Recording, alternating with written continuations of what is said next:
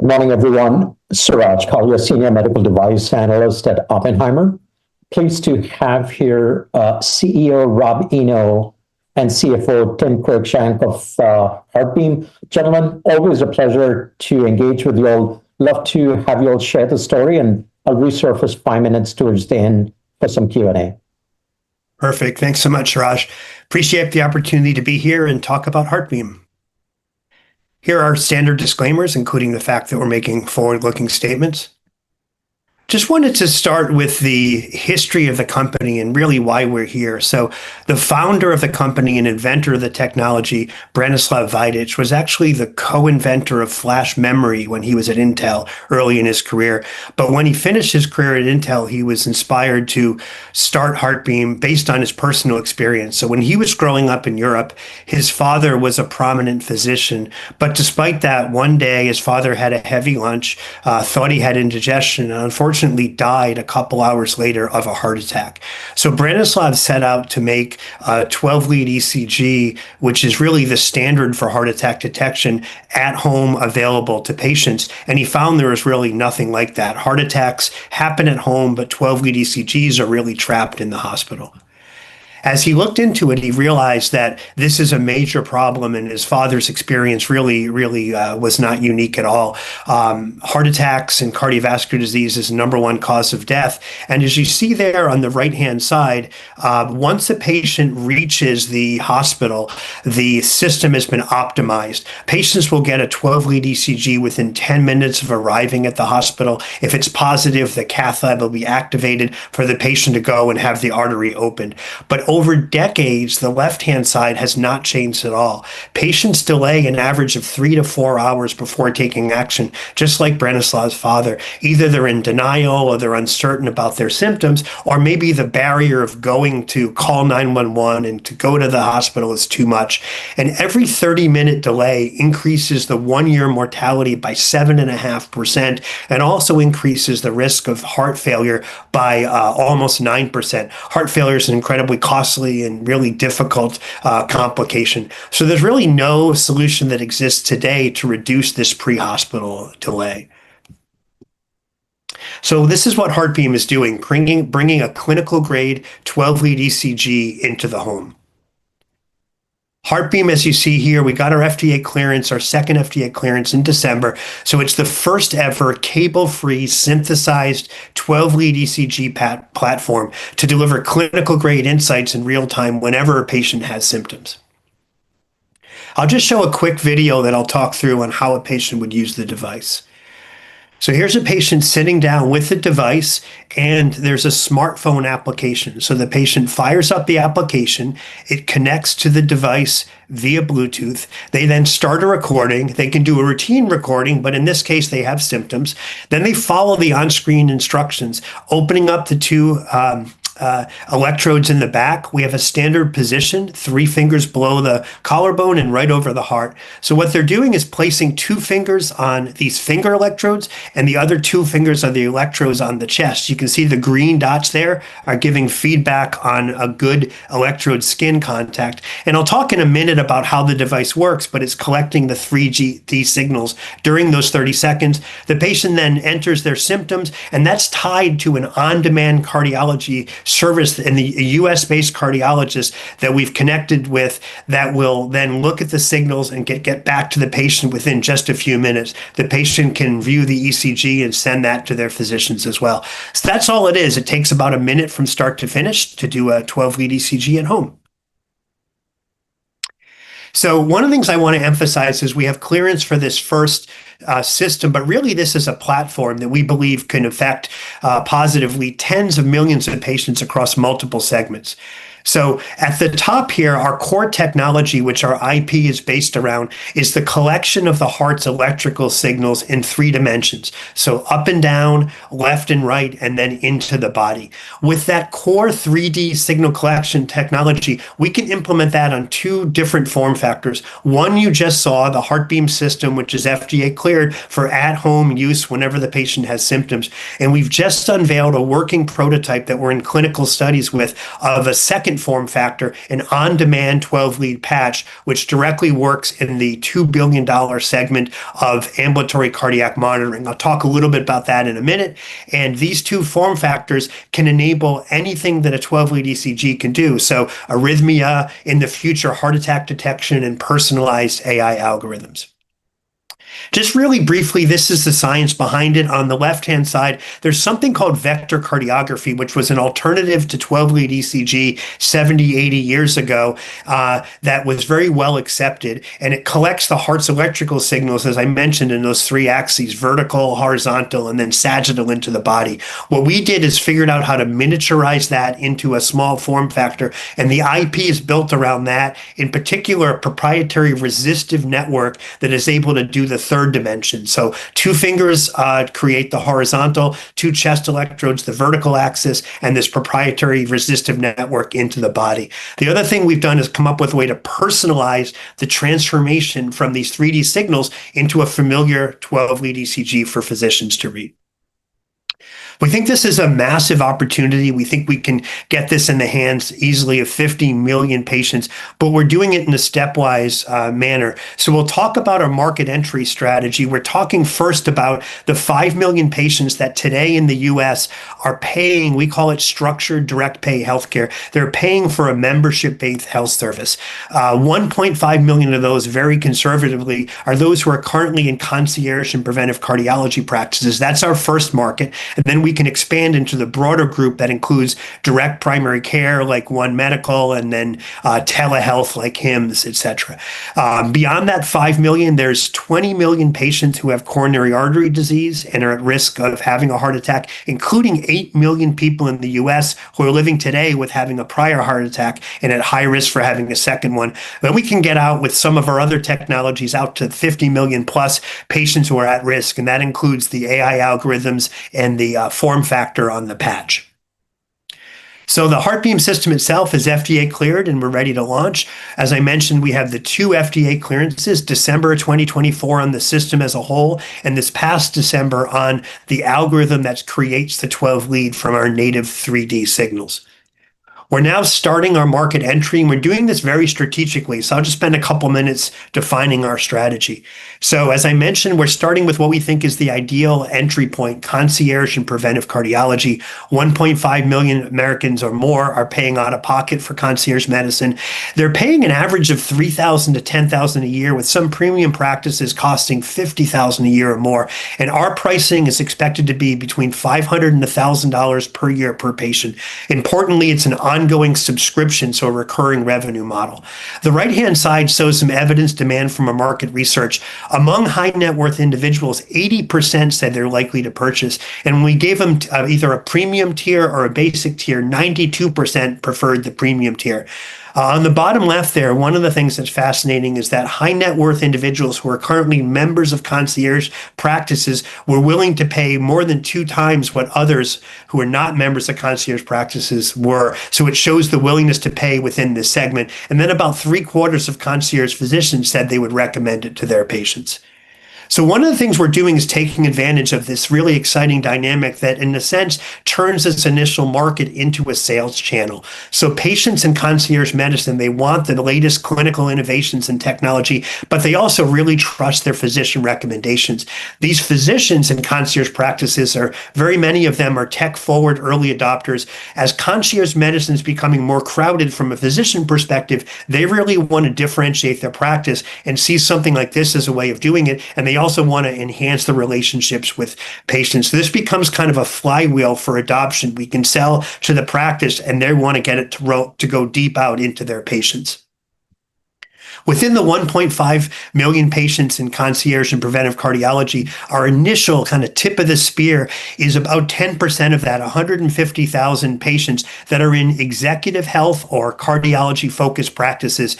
These are really interesting segments. They're predominantly physician-owned, anywhere from 400 to 4,000 patients, and they're concentrated in some of these key markets, and many of them are expanding geographically as well. We think we can achieve break-even within just this tip of the spear segment, and then we go to the broader concierge market, which includes some major practices before we expand beyond that to the larger segment.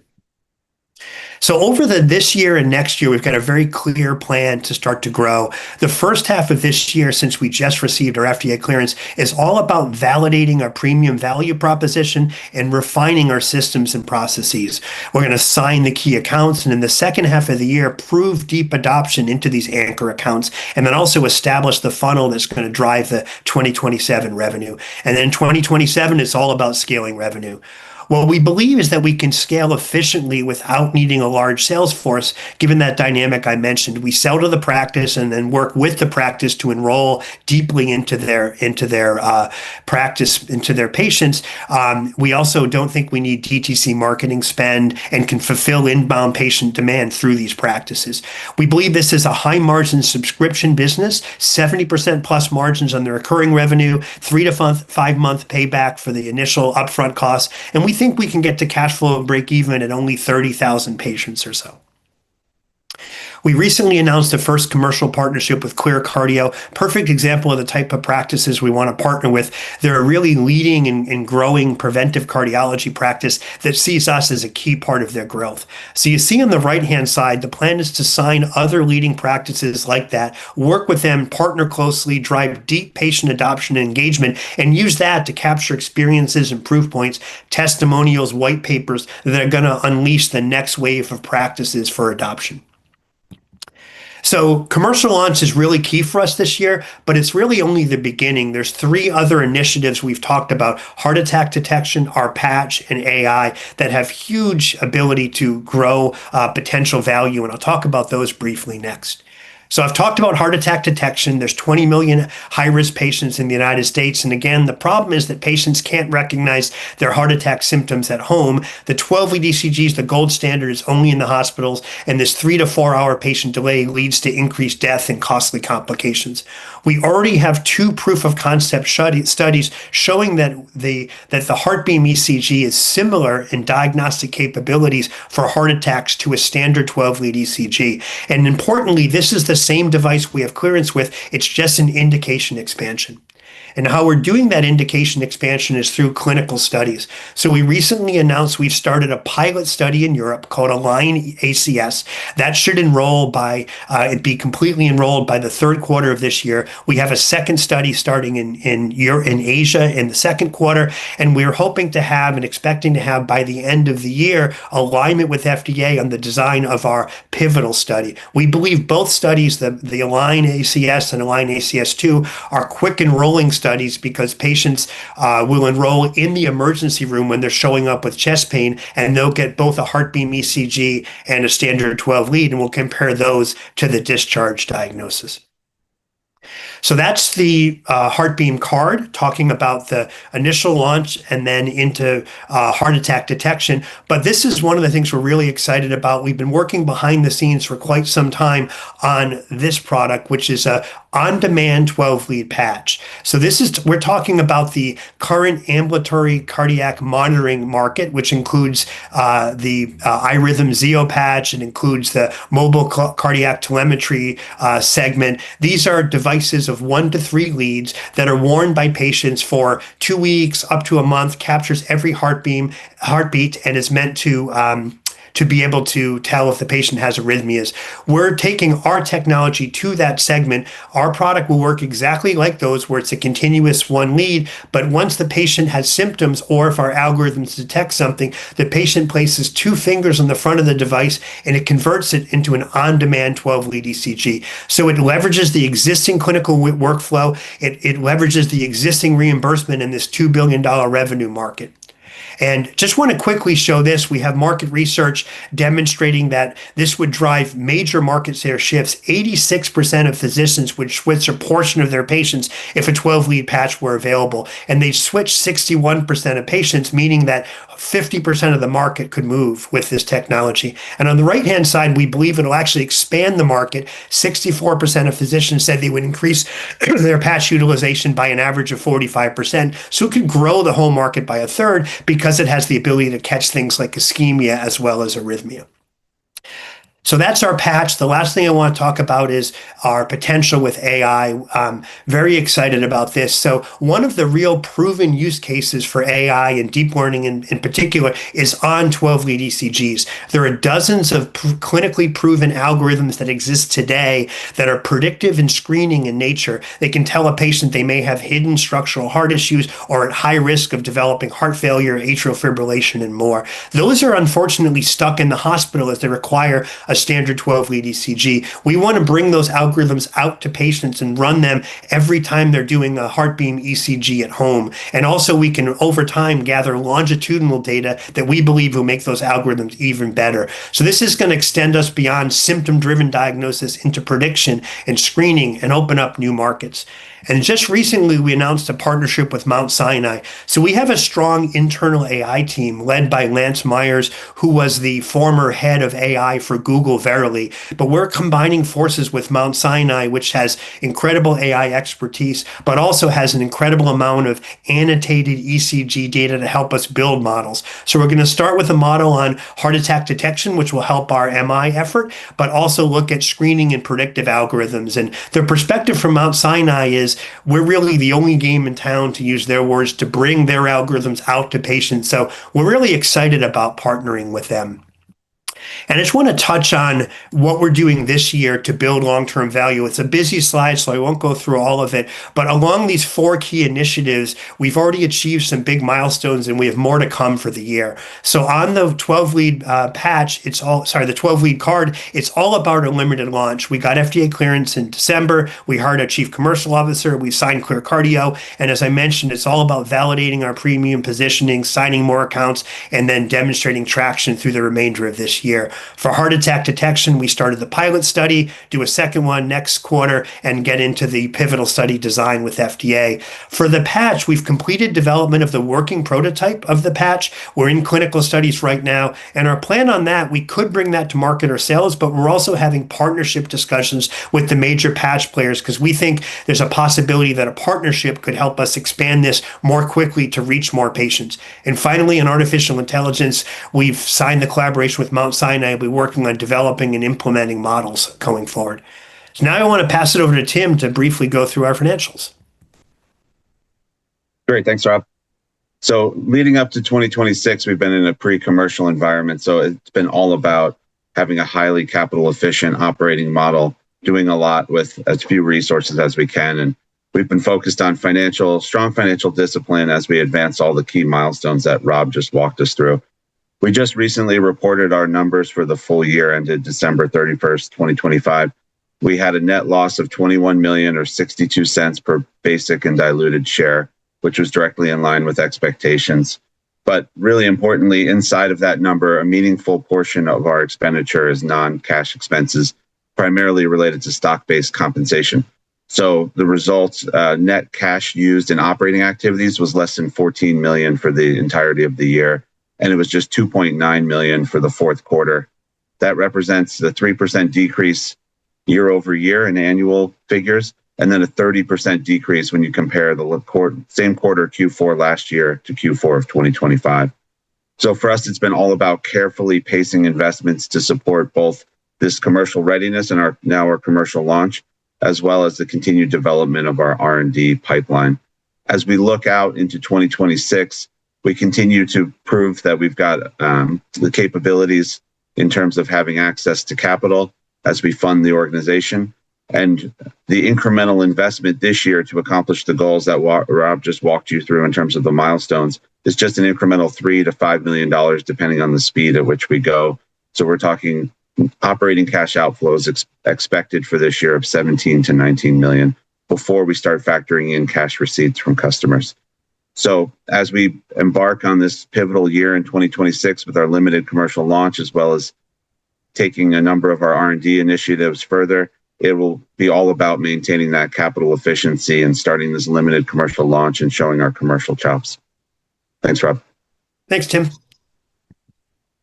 So just to summarize, before turning over to Suraj and some questions, we're obviously very excited about the opportunity. This is true platform technology. Our IP is all around the way to take this vector cardiography concept and capture the heart's electrical signals in 3 dimensions and then synthesize a 12-lead ECG. We believe this is the only way to get a 12-lead ECG in such a small form factor. And we believe we're able to serve 50 million or more patients across multiple applications. We're significantly de-risked, the strong IP I mentioned, over 20 patents, and the clinical evidence, and having now have the 2 FDA clearances, we have the first ever FDA cleared cable-free synthesized 12-lead ECG that patients can use anytime and anywhere. We're implementing on our limited commercial launch right now, and we believe we have a cost-effective expansion strategy that's going to allow us to get to cash flow positive in this initial segment with a very without needing a huge sales force. And then, as I mentioned, in addition to the launch of the card within arrhythmia, our limited launch, we have 3 major opportunities that we're working on. One is heart attack detection, with 20 million patients having at risk, including 8 million with a prior heart attack, and we're advancing clinical validation of that. We have strong proof of concept data and have our pilot study underway, and that'll turn into an indication expansion to allow for marketing for heart attack detection. We also touched on the patch, as you see there on the right-hand side, the 12-lead on-demand patch, which we think is best in class and disruptive to the market segment. That's $2 billion revenue that has its own existing reimbursement. And then long-term working with Mount Sinai, partnering to bring not just detection algorithms like heart attack detection, but also screening and predictive algorithms from the hospital into our device. So with that, I'll turn it back to Suraj if you have any questions. Rob, Tim, appreciate you guys. It's a pretty active space, with a lot of players jumping in, and I think so. Your approach is very intriguing, especially in the home setting. Rob, let me start out. Obviously, your concierge services, you've articulated it for some time, but maybe if I could drill down a bit, if you could define what you consider low-hanging fruit within this subsegment, high-end concierge services. Sure. Absolutely, yeah. So there's really 2 archetypes that we talk about. A lot of the concierge services are PCP based, but there's a subset, that are cardiology focused practices. Those are the ones that tend to say, we love this technology, we want all of our patients to get it, they can drive deeper adoption. The other segment is the high-end executive health group, and they're the ones that the dynamic that we hear is these patients are paying a lot. The main benefit they get is the cardiologist's phone number to call anytime. They really want important technology to go along with that. So it's the executive health kind of high-end segment as well as the cardiology-driven segment. The reason that we're focusing on those, they're both groups that we believe from discussions with them want to drive deep into the practice, so we can show that the model of many patients within the practice getting this and the benefits of that to the patients in the practice are going to allow us to get the proof points to scale beyond that. Got it. Fair enough. So, Rob, how do you, one of the things that is intriguing is when you talk about subscription, right? There can be, over time, there can be some level of desensitization. What do I mean by that? Let's say you have an event and you're like, wow, this thing is great, right? And you seek care and let's say everything is fine. Then the question is, what is the incentive for the patient to come back and resubscribe next year? By the same token, if nothing happens, let's say in the first year or the second year or whatever, right? Inertia sets in. How do you all intend to tackle inertia or this so-called desensitization? Yeah, that's such a great question. It's something we're spending a lot of time on, and you're right. One of the threats is that patients over time may not re-up, and the big part of this is the subscription revenue. So we're just defining as a whole ecosystem, and really the vision is to get this. We believe that patients will will subscribe for the simple reason of peace of mind to carry a 12-lead ECG with them. What we want to turn it into is adding features that enable them to keep going back. So what do I mean by that? That includes some of these wellness AI algorithms, so cardiac age and VO2 max, and we have a series of others. Because they're wellness, we believe we can bring those into the product without having to go through FDA clearance. They're wellness algorithms. We also are building community features, things like physician ask me anything and other ways of driving in engagement. We also believe that even without AI, there is ability to track intervals over time. So there's going to be an incentive as we work with the physicians to track any changes as patients are doing longitudinal ECGs. It can be early detection for things. So all of those, and we have other features that we think could help to drive patients that they want to keep using it month after month, week after week. Got it. Fair enough. Your patch is very intriguing, right? And for obvious reasons, just given the competitive environment in patch land with iRhythm and biotelemetry and everyone and their brother. Rob, help us understand how you'll intend to create a clinical differentiation with existing patches on the market. I understand the 12-lead part of it, whereas others are single lead. But for a common patient, they wouldn't really understand so from a approval perspective or regulatory perspective, and then a market perspective, how do you create that distinction? Absolutely. Yeah. So even within the arrhythmia space, having a 12 lead, the physicians tell us there's benefits to that, being able to get more subtle types of arrhythmias, being able to localize where the arrhythmia is. So we think that there's some advantages. And the way I see this is, unlike the card where we're building a market, the patch, the physician, it would take care of the same reimbursement. So all things being equal, would you want the incremental benefit of having 12 lead? Beyond with the arrhythmia use case, the biggest one is adding in the ability to detect ischemia. And right now, the way we think about it is patients don't go to their cardiologist and say, I'm having arrhythmia, I'm having ischemia. They go saying, something feels weird about my heart, and they can't really characterize that. So part of the reason that we showed that this could expand the market is physicians are telling us if we had a 12 lead, we might catch some of those things that patients are describing, and a 1 lead can't tell it's ischemia, but a 12 lead can. So we could use this upfront. So there's a number of use cases when we have the ischemia element of it that really grow that market. Rob, do you envision any competition from hospitals? You mentioned Mount Sinai, Mount Sinai is, not Mount Sinai, but Columbia, for example, and Mayo, they're developing their own proprietary algorithms that, when we do a physician dinner events, they regularly bring up their homegrown platforms. So do you envision any, stress in this, in terms of your approach, and how do you basically spread it out rather universally?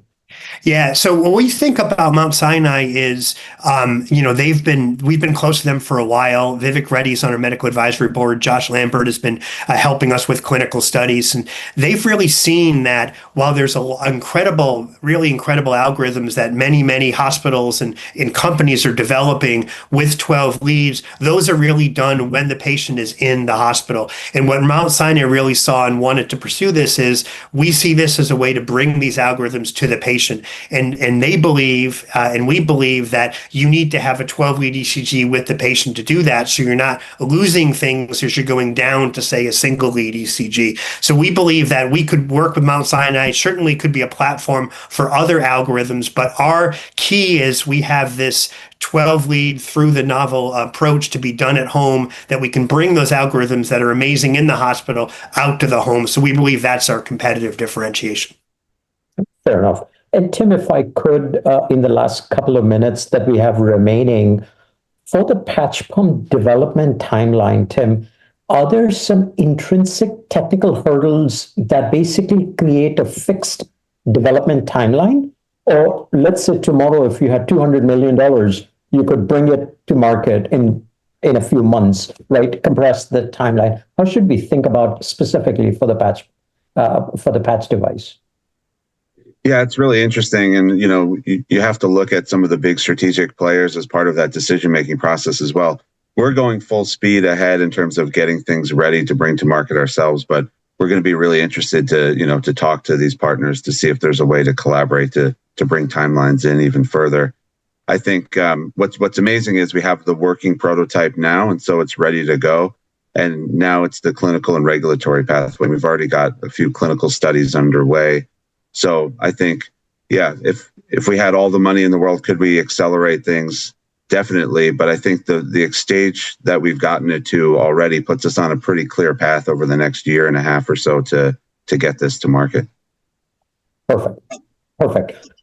Gentlemen, we are up on time. Always a pleasure to connect with you guys and learn more about your progress. Hope to stay in touch and look forward to your commercial launch for the device shortly. Thank you so much for taking the time. Thank you so much, Suraj. Thank you, sir.